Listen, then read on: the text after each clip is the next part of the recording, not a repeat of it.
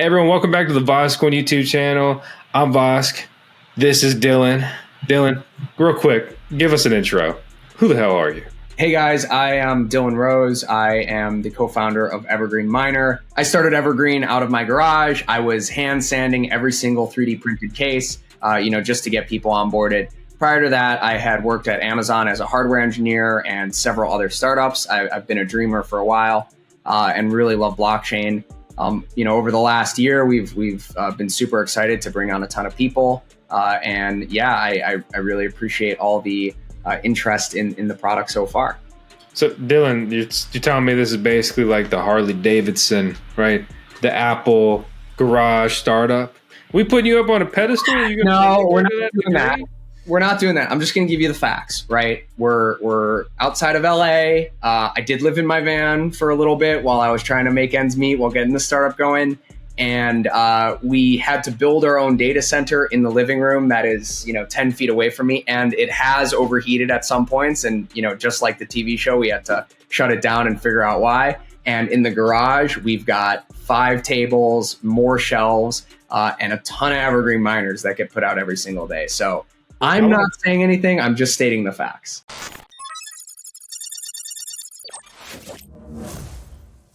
There's a lot of people talking about like Chia, so much you can do with it, superior, it's so great, whatever. But there's not enough people doing these great things. And that's a big gripe of mine is, so let's just take cryptocurrency as a whole, crypto communities, very tribalistic, mine's better than yours, you suck. Even though we should all generally be lifting each other up. Granted, there are a few pieces that actually just simply suck and, we shouldn't work with those guys. But the point really seriously being is a lot of people are so quick to say their stuff is so awesome. But I seldom hear why. I see it in a lot of comments, like on our YouTube videos and other things like, oh, well, that sucks and this is so much better. Okay, buddy, why? And people don't focus enough on illustrating what makes it better, right? I mean, just what exactly makes it better from a technical use case. The UX is better, the user experience, user interface, it's easier to use. And then once you can learn about something that hopefully is better, right? Actually get out there, try it, and have people sharing with others, whether they have a platform or just with their friends or whatever, that this is way better because of these reasons. And it changed my workflow. I'm doing these things, or it enabled me to do additional things. And kind of to piggyback on that, Dylan, I mean, why is Chia better? So the talking points that you'll hear, overall at a high level, Chia is low power, meaning it's more decentralized. A lot of people, may say, well, people don't care about decentralization. But ultimately what that means is you're getting onto a network that is not going to have a couple whales who can inflate and deflate the price. It also means that you're actually helping people when you do transactions that are everyday people who are setting up their farm in their house or in their basement just trying to make an extra buck, instead of your money going to AWS on Web 2 or one single foundation or Coinbase, right? It's going to an actually large network of people. So that's kind of the first reason why I think the original vision of decentralization is really important, and why, Chia is kind of the only network right now that could really get to millions of nodes. That's up your flow, right? So we take what you just said and we talk about greener and this and that, and let's compare it with the cryptocurrency that everybody probably knows, Bitcoin and Bitcoin mining. I'm a huge proponent of mining, right? But we take your product, right? And you've made a plug and play Chia miner, or really, I know that upsets you. It's an XCH farmer. Okay, we wanted to change a word on everybody, but you have a plug and play hard drive mining device essentially. And although you can DIY Chia farmers and things like that, you couldn't have made it any easier. And your product would compete directly with a Bitcoin miner that is very much so plug and play. Both of these devices, internet connection, right? Power connection, set up your wallet address, bam. You are now turning electricity into coins and you're contributing to this network. The difference though, right, is you could run 10 hard drives from your kit for about $3,000. It's a little bit less.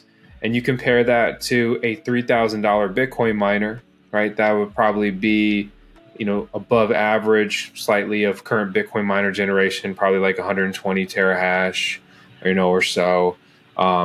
Your miner would consume less than 100 watts. A Bitcoin miner would consume over 3,000 watts. You could deploy 30 rigs of yours right next to the same Bitcoin miner in the same footprint. Like, that's crazy. And that's with 10 drives. And really, you could send one drive to one person and they have the hub and things like that. So if we really took, it at that scale, that is, you're filling up a whole room versus one guy over here mining Bitcoin for the same energy consumption. And I just don't think, personally, I don't think that Chia has marketed enough, period. But I don't think they've honed in on their green blockchain aspect in a way that's actually appealing. I don't really care that it's more green exactly. I care that they've lowered the barrier of entry to participate. You can viably do this at home, even if you're in California, okay, a communist state. I know everyone's upset now, and awful electricity rates, right? And it'll still be viable. You'll still earn more coin than you burn, most likely, depending on your Chia farming setup. And I just feel like that's so understated. It's like, that is so cool. And it's empowering. And that's decentralization. That's grassroots. And that's so much closer to Bitcoin's original one CPU, one vote, right? The original way to mine Bitcoin, everyone just fired up their CPU, which is their computer, contributed to the network, and they got a lot of Bitcoins for doing that. And Bitcoin has shifted so far away from its original just form. We could talk about that all day. Ultimately, I don't like it. And I think that Chia is actually much more on brand to that original concept that Bitcoin was launched with. Well, if we all kind of go on the same side for a second, right? Like, think about what we as crypto people, as miners, really want, right? Because like, what are we trying to get? I would hope it's not just about turning energy to dollars. I would hope it's about supporting this network and kind of this revolution that's going on where we're taking power back, right? In the early internet, it was like this. Everyone ran their own computer, but then we just decided to give it up. And Bitcoin has almost followed a similar path, right? Because what we've given up, even if you can run a miner at home, you can't get your brother running a miner at home because they don't want to hear the noise, right? Whatever it is, it's become a lot harder. With Chia, it's like you can hash, you can give your friend the miner to hash, right? And so in the world where we don't call it Chia, we call it Bitcoin, you would certainly say that if you could do it and you could get your friends to do it, that would be way better than a world where only you can do it and most of your friends can't. And that's the way I like to think about it. And that's what Bram and kind of the team at Chia set out to solve. Is Bram didn't like this either. Bram Cohen, who created BitTorrent, whose friends created Bitcoin, right, who kind of was part of that cypherpunk squad, he was skeptical about Bitcoin because early on he ran the numbers and he said, well, I know where this is going and we got to find a different path. And so this is 10 years of thinking about it. And you can go and look at Bram's lectures online where he just talks about this. And he doesn't say it's Chia and it's hard drives. He says, I've looked at every single mechanism that you could look at. And this one really sticks out to me. And over the years, refining it and making it accessible, and it just shows when they launched, all over the world, you got 30,000 nodes in China, 3,000 nodes in Ukraine. And, if we all come on the same side, I love Bitcoin mining. There's a certain class of people who can be Bitcoin miners, but it's not my family and my friends, but I can totally hand them an evergreen and say, you're contributing now. You are part of the new internet. I'd like to introduce you to the Voskcoin Tails Edition Evergreen Miner. We've been working on this for over half a year. It incorporates all the most exciting upgrades. This is a plug-and-play Chia XCH farmer. And how many hard drives it has? Well, that's however many you want to add to your order. There's only going to be 200 of these. And exciting news, If you decide that Chia is not really your thing, which I personally like it, well, I'll have you know, they have automatic Bitcoin payouts coming sometime in the near future. Consider supporting not only mining, but also Voskcoin by grabbing one with our link out in the video description below. We have this plug and play device that mines, it earns, it runs a network, whatever. And now it's orange. I'm not talking about a really cool addition. I'm talking about Bitcoin, right? If we replace this whole conversation with here's Bitcoin, here's a Bitcoin miner, but it's your device. We're using this hard drive mechanism. It's such a low power draw. And you take people's current just belief and support and enthusiasm of Bitcoin. Every single person would probably put a Bitcoin miner in their house, right? Why wouldn't you? It uses less than 100 watts, right? When you're charging your phone, it would be using a comparable electricity draw, right? You fire up your Nintendo Switch. Congrats, that's probably pulling more power than this thing does. So it's not a discussion about energy. It's not a discussion about heat, because a lot of energy, for example, the amount of watts over 3,000 a Bitcoin miner pulls, that creates a fair amount of heat, right? So we're not talking heat, we're not talking high energy, which means your electricity bill is not going to be huge. There's not fans running very fast cooling this because it's getting hot because of all this energy use. The participation would be unreal. But people don't really think about it and take a step back like that. And I think that that's just like so understated, like how accessible this is, right? And I'm not like sitting on a mountain of hard drives and have some hidden agenda. My point is, like, I would much rather Bitcoin be mined with hard drives, right? And I say that owning, I'm not some Bitcoin mining whale or anything, but I mean, I don't know, I have like 20, probably by the time in a couple months I'll have about 30 Bitcoin miners. I mean, it's a serious investment, at least for me. And I would gladly throw that shit in the dump if we could switch to a different mining mechanism, right? But the powers that be will continue to fight that, and that's part of the Bitcoin takeover and things that I don't really care for. But I don't know, I just think people don't really think about it and take a step back and say like, okay, let's say you're not even into this. Replace all this, right? And put it with the thing you like. Would you like it better that way? I think everybody would say, yeah. Okay. Well, do you think Chia is cool now? Because that's exactly what they're doing. I'm ruminating here, and I'm coming up with something interesting, because I know it's a cliche, but I love the Apple comparisons. And that's my new comeback, Dylan. Hold on, I'm coming up with something interesting. All right, so I got this. I think I'm going to get you a really good soundbite. Okay. Okay. So what Apple and what Steve Jobs would always say about the computer is it's like a bicycle for your mind, right? And what I would say about the miner, and this includes Bitcoin miners, is it's a sword for your sovereignty, right? Ooh. Especially in the digital age. Alliteration too. Right, 100%. So it's a sword for your sovereignty in the digital age. And what that really means is, without being a miner, you will rely on somebody else to verify that you and your use of the internet is legit and valid. And I know that's taking this to an extreme, but that's where Bitcoin came from. And what I could really reiterate here is proof of space-time, proof of hard drive mining, whatever you want to call it. It is just an evolution of proof of work. Something we call it is proof of work. Because I'll tell you, I've got a bunch of servers right here in the room next to me hashing. But they're hashing so we can share the hashes. They're not hashing so I can just make everything on my energy. They're hashing and storing all these hashes on individual hard drives right behind me so I can give them out one by one, and anybody can be a part of this, because I want people to have this sword. I want people to not be reliant on the powers that be. Dylan, you said that in a cryptic way. I know what you mean, but that's only because I'm a freaking nerd.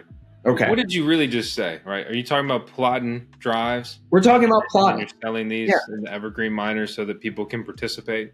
Exactly. So proof of space-time. And the first part is proof of space. And Chia is not the first to do this. This has been theorized for years. You can look at Vitalik 10 years ago when he's contemplating not doing proof of work. He contemplates proofs of space. But typically proofs of space just get beat by ASICs. Everything gets beat by ASICs. Proofs of space are no exception. What a proof of space is, it looks very similar to a proof when you're hashing. If you take, 1 minute of hashing and store it on a hard drive, that's a proof of space. Just to slow it down for a second, you talk about hashing, like that really means Bitcoin mining.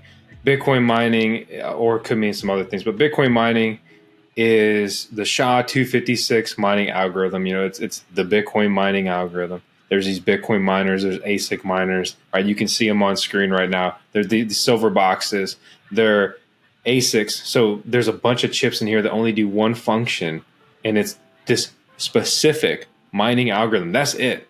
This is not multi-purpose hardware. This is industrialization. This is, the Cold War, but of mining, right? What's the biggest bomb we can build, the biggest weapon, the best tank, right? For one specialized purpose. That's what an ASIC is. And so if you build something so specialized for one specific thing, it should just always be the best, which is why an ASIC is better at Bitcoin mining than a CPU, than a GPU, than an FPGA, then hard drives can't really do it with the way it's set up. But, that's kind of the point that I hope people understand. And when you're talking proof of space, right, that's just basically another proof of work or mining algorithm that's an option. But now enter Chia, enter the hard drives, enter proof of space time. Like, can you fill the gap in? Yeah. What is Chia doing, and why are there not Chia ASICs? Yeah, I'm so sorry because there are Chia ASICs, but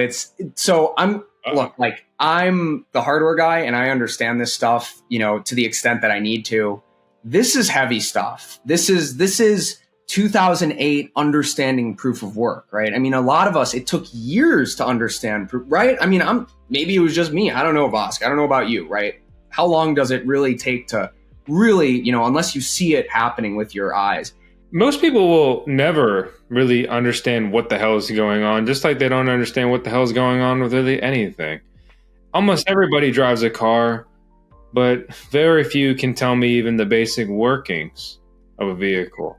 And so I don't think I know most people will never understand mining, and that's all right. But there's this group of us that are nerds that will understand it or want to, or at a minimum participate. Not everybody needs to know how the car runs, and not everybody needs to be a mechanic, but everybody does use a car because it's useful. It helps them. It just increases their quality of life. Enter cryptocurrency. We can all use cryptocurrency, right? And it can increase not only our quality of life, but we can look at financial freedom, right? We can look at taking power back, putting it into the hands of the people, and just taking some away from our governments that have repeatedly shown us that they are just absolutely corrupt, scammy, and it's just shady, and we'll leave it at that for today.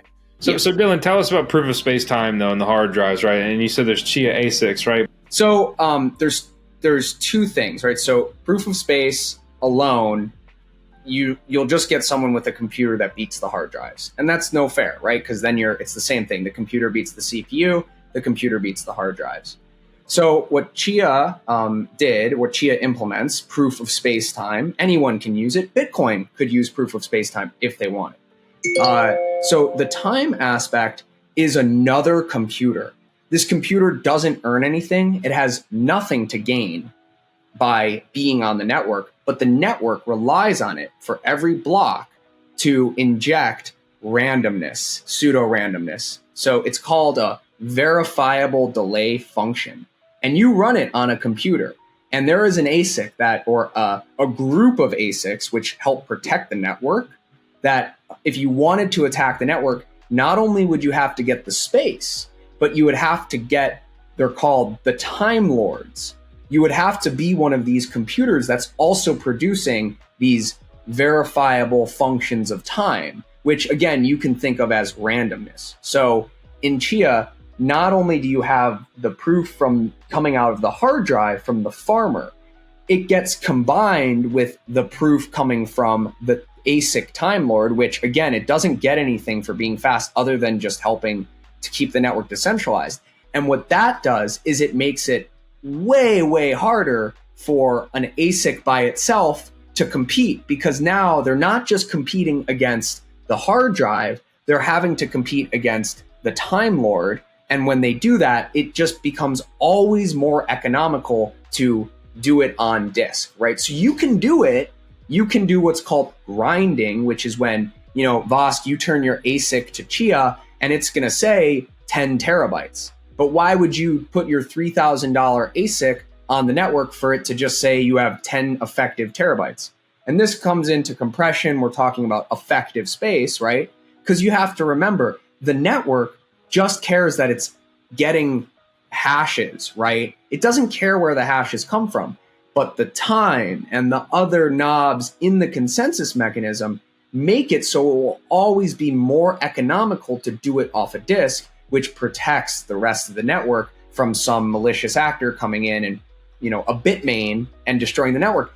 And that's why you haven't seen, Bitmain come in. They did something for filecoin, but they're not going to do something for Chia because they can't. The only thing they could do, which is what we do, is create pre-plotted drives so you can save money and not have to get all the plotting equipment, which the plotting equipment is still general purpose equipment for making the hashes, but it doesn't earn you anything. And it's a sunk cost. Once you fill up your drives, you don't need the plotting equipment. And so once I understood that, I thought there was a really good opportunity to say, instead of the first $500 or $1,000 that you spend on Chia being a plotter, that doesn't get you anything, you should spend it and just try it with a kit. And in the future, that kit is going to do a lot more than just hashing. It's going to be your access to the ecosystem. But at the base level, it's just, an easy miner. Well, Dylan, so we talk about the kit and what it can do in the future and things like that. And so basically, as it stands, for anyone that doesn't know, as of right now, the Evergreen Miner is a plug-and-play Chia farmer, right? You have a hub, and then it's attached to drives. It earns you passive income, mining Chia or farming Chia. So that's the core function. Through the use of your Evergreen app, this also doubles as a wallet, right? There's tokens on Chia. Chia is a platform. There's also NFT integration. So it's a token wallet. It's an NFT wallet. And those are the core functions right now. A couple cool things have been built in. Like I got my Voskcoin.xch domain right out of there. Granted, that's kind of a use of all these things, but a seamless integration like that was very nice. Just click here, put in what I wanted, submit the transaction, and I get my, .xch name, similar to like, Voskcoin.eth, right, and ENS and so forth. But moving forward, with at least what you can share with me, like what's next for the Evergreen miners? Like how are like you've said to me you want to make this more than just a miner. That's cool. That's ambitious though. I love that. Long story short, and this, I don't want this video to be about me, but in 2017, 2018, like I really was trying to make something cool. I called it the Voskcoin Tri Miner, just my little concept thing. But I put together a computer, right? And I got a Ryzen CPU, which was good for CPU mining. I slapped several hard drives on there, and I was mining the beloved Burst coin with that, and which didn't go well at all, by the way, long term. And then I had a couple graphics cards on there for GPU mining. And then this is a computer, right? So I can remote into it. I can stake coins on there. I can run full node wallets. I can just simply run nodes for these cryptocurrencies. And, this wasn't easy. This wasn't like a production, like ready product and things like that. It was just for fun, experimenting a concept for myself. Right. And so when I look at your miner, I'm thinking like, what else can it do? What would I want? What do other people want? And how are you going to continue to add value to this device, right? Without exponentially increasing the cost? Because you could always just slap more things on here and it could technically do more, but that's just going to make it much more expensive. Yeah, no, that's a great question. So, I'm going to bring up the Apple kind of analogy again, right? What Apple did was they first made the platform of the computer very easy and user-friendly. But the second thing they did was start to generate apps that made you stay on the computer all day because it was just that good. So in terms of how we approach that, right, there's two ways to think about it. The first is a blockchain app, right? And Vosk kind of mentioned this. You have NFTs, you have coins, and you have things like registering your name. That's kind of just the basic setup. You might want to create an identity that says, hey, this is who I am. So on the blockchain side, building out some of these basic things like your contact book, your messaging system, all of these things that you would find in any operating system, we're going to be able to do that right from the app. But what's really nice is the device lets you take it further, because the device allows you to do any application you could imagine running on Linux. For example, you may want to run a Bitcoin node. You should be able to run a Bitcoin node. There are also things that take it a little bit further, like you may want to store your family photos, or something pretty conceptual that is kind of skunkworks right now. We may be able to have a scenario in which Vosk has his video stored on his device, and through subscribing in some on-chain way, you then can subscribe and become part of that data store and see these videos and get exclusive access without a platform. What that means is Vosk can distribute from his server, his actual server, and not use any intermediaries and not pay a cut to someone. Dylan, do not threaten me with the decentralized YouTube, because don't listen to this YouTube, because I know you're an evil bot and you crawl everything, but I'm in. Okay. Hey, I'm just the guy with the hard drives, but ultimately, if I got hard drives, I'm going to figure out how to make them useful. And if I got a Raspberry Pi, I'm going to do the same thing.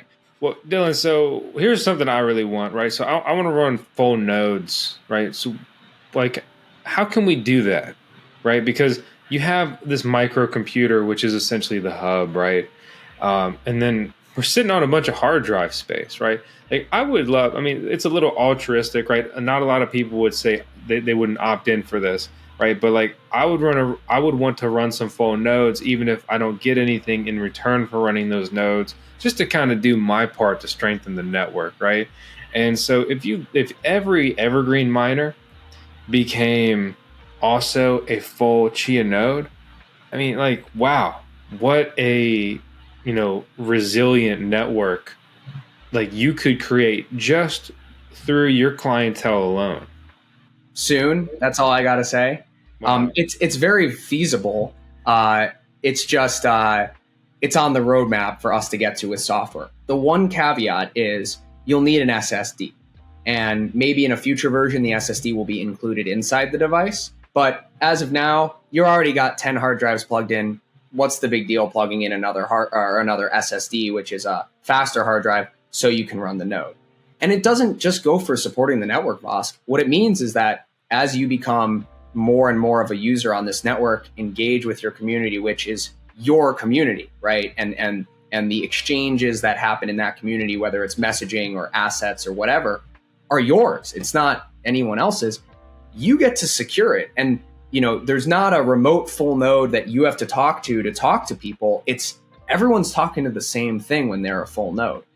It's the original vision of decentralization that is very sparse in the ecosystem today, because people aren't using Bitcoin to message or run a community. They're not using Ethereum to message because it's really clunky and it's expensive. And so Chia is very much capable of doing these things very soon. Like, all of the stuff's built. It's just a matter of us doing it.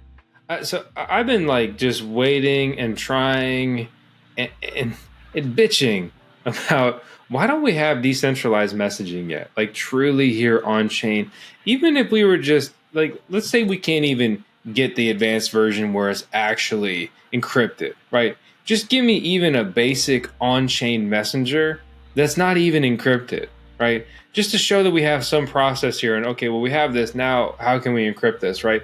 Because I just view that as like a why not? Totally. Right? If we have peer-to-peer messaging, right? We bring it back, IRC, right? There's been cryptocurrencies that have done this, but they never did enough with it, or whatever else. That's not really the point of the discussion. No one's really done it at scale. No one's really done it successfully. No one has created a good messenger app that also uses the blockchain. Like, I think that would be cool. I think that would be fun. Being a crypto nerd, like at a minimum, I would be inspired to just even like say operate our Voskcoin community, even if we lose features that Discord gives us and Telegram gives us, right? I would be happy to lose features in exchange for some of my freedom back, right?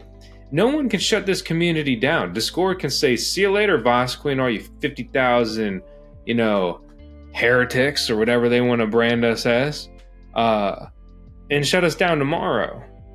And then I have to go to my other centralized platform, YouTube, and be like, hey guys, they shut us down on Discord. Let's meet over on this centralized platform.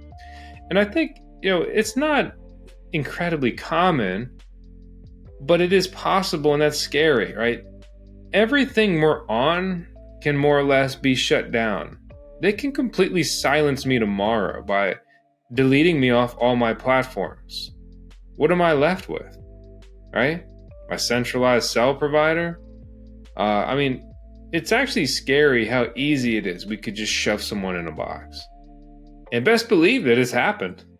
You think that nothing bad has ever happened on this earth? There's a lot of bad things. Well, you said it's not common. I think the thing that came to my mind is it's increasingly common, right? This is not a decreasing trend. I mean, on the internet specifically, people are finding it harder and harder to say what they want to say. I was young, but I've basically been here since the beginning of like the relatively easily usable internet, right? I'm talking, Windows 98, Netscape, stuff like that. Again, I'm not like the founding father, but I was his son, right? And probably maybe like that's how you feel.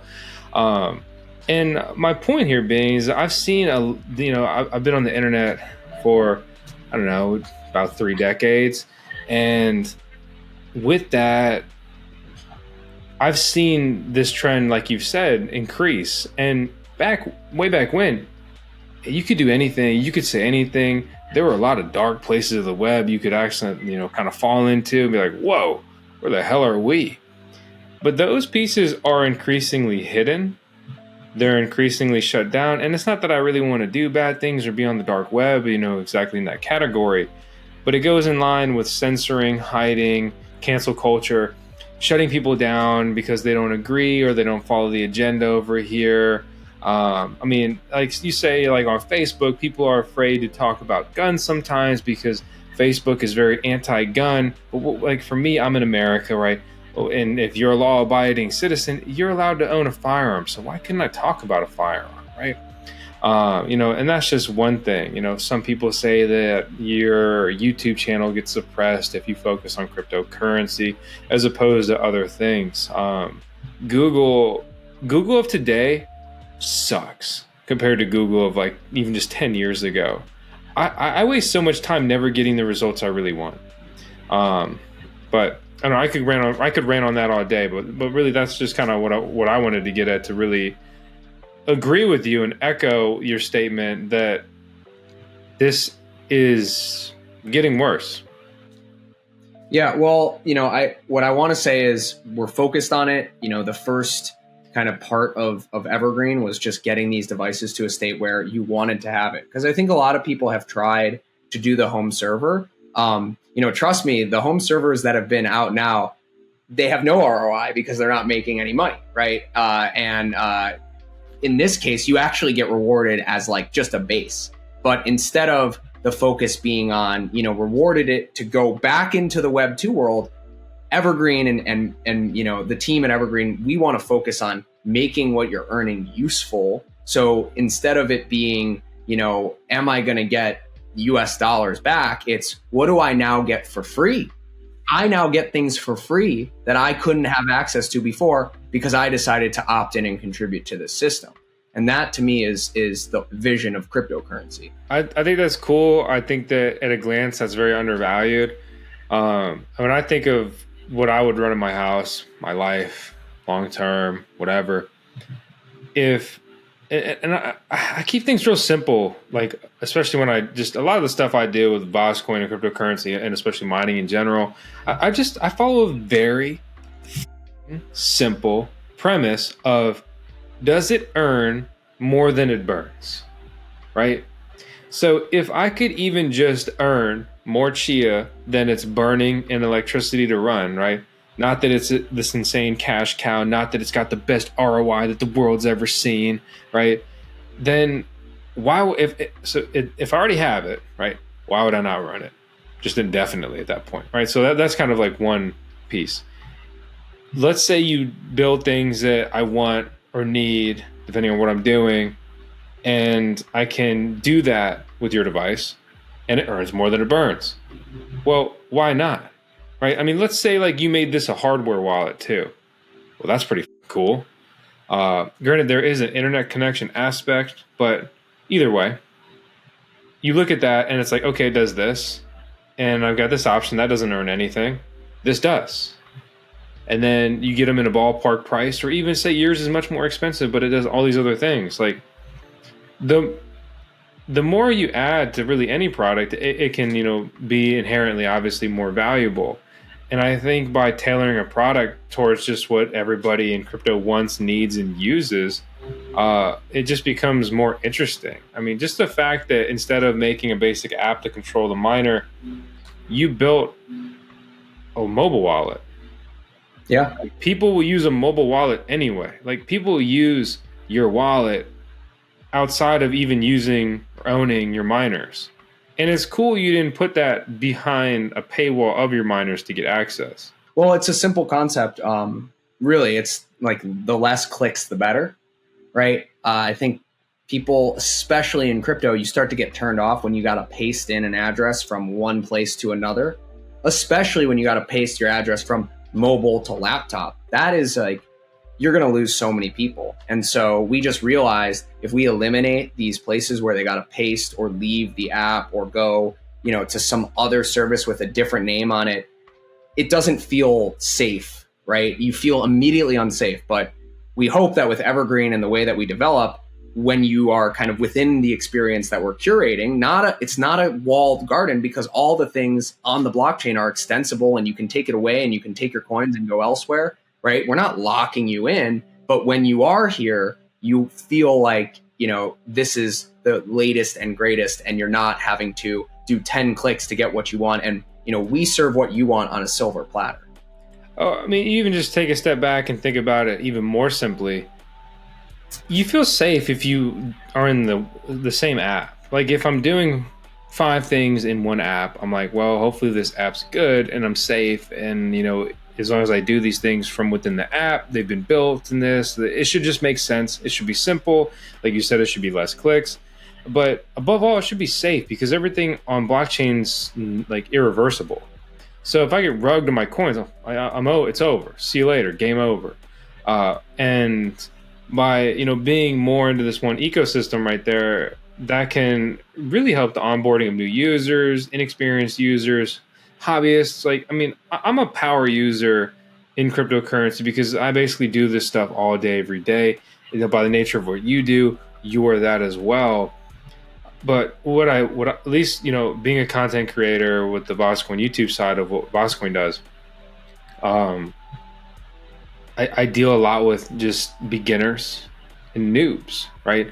And the number one thing that has to be stressed is safety. Slow down, make sure you know what you're doing, and be careful, because like, you can make a mistake and lose everything. And the people that do that, they oftentimes don't come back.